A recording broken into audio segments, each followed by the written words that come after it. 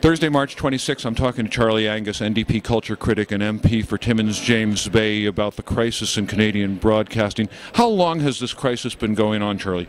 Well, it's a really good question, because in some ways, we have massive job losses at CBC. Certainly, that's a major crisis in public television, a crisis completely avoidable, the result of ideological cuts forced on them by the Conservatives. In terms of the larger crisis, if we step back a moment, we could say that this crisis in local broadcasting has been going on for at least 10 years. Every time we've had an amalgamation of networks, every time we've had a license renewal, they've cut local services. You go back, my own region, CBC TV, in 2000 cut 150 jobs. In 2004, Craig took over Chum, wiped out jobs in Calgary and in Toronto. We had in 2006 the CTV takeover of Chum. We had 281 jobs lost. Over the last year, we've had hundreds out of Can West Broadcast, out of the newspaper division. So now suddenly we're in a crisis, and they're saying to the CRTC, let's cut more local. Well, they have done every possible cut to local service, and yet we've not seen any evidence that a local service is what's costing them the big bucks. I think we're looking at media consolidation, bad debts, and bad mergers. So we're seeing the impact of many years of bad decisions, or just plain abdication? It's certainly an issue that has to be looked at. I'm not going to underplay the problem we're facing with media right now, and I will certainly be willing to sit down with the major players and find ways to work through this. But the broadcasters do have to come clean here. They have a number of lucrative markets that they've used for many years. Local television and broadcast has always made more than its cost, and yet they always want to get rid of those obligations, and the spending on U.S. programs for simulcast has gone through the roof. And the CRTC has never, ever questioned, when they've loosened the regulatory requirements, why it is that U.S. spending by the majors is just on a rocket to Mars, and local programming continues to be cut. What do you attribute the problems that the CBC is now encountering, and how do you respond to the government's reaction? The CBC crisis is somewhat similar to what's happened to the other broadcasters with the the loss of ad revenue with the economic downturn.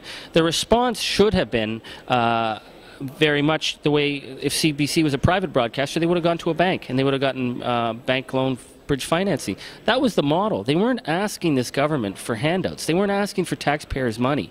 They had a number of models to say, listen, we have a shortfall on the advertising side. We can get through this through a loan, through bridge financing, and yet the Conservatives ridiculed it. They made them look like welfare bums asking for a handout. Minister Moore, in fact, even denied anybody had ever asked him for a loan or for any kind of financing.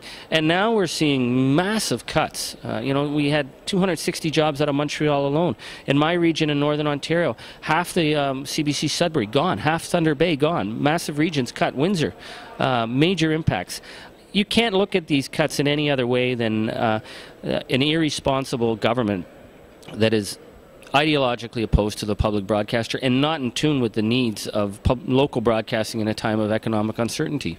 They say they're putting more money into the CBC than ever, and they say they have in every year of their government. How do you respond to that? Minister Moore's misrepresenting the facts. In terms of the appropriations, he's counting on the inflation factor, which happens every year. Well, costs go up every year. Inflation, the allowances, it's 1.5% barely covered. But we're not talking about the parliamentary appropriation. We're talking about the shortfall in advertising revenue. That's what this issue is about. They didn't cut the funds to CBC. They allowed the economic downturn to do the dirty work for them.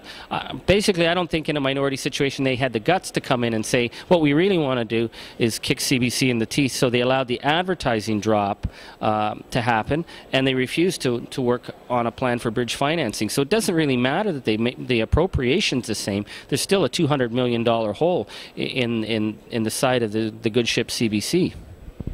Are you concerned that at the same time as the CBC is being denied help, that there may be some kind of bailout in the works for CanWest?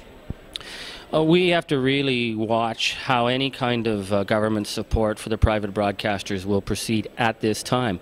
Like I said, my main focus is to make sure that we have maintain commitments to local and regional service. The private sector does a very good job in certain areas in terms of local and regional service, and I'm more than willing to go to bat to help them do that.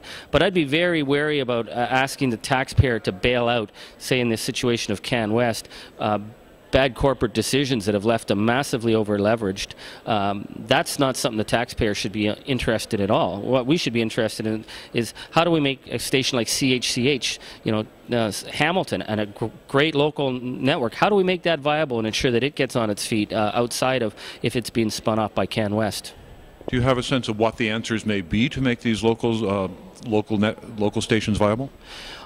I think there's a number of factors that are going to come into play, and the one area where I do agree with Conrad von Finkenstein, and him and I like to mix it up a little bit, but I agree there is no single magic bullet. I'm not sold on the idea of fee for carriage.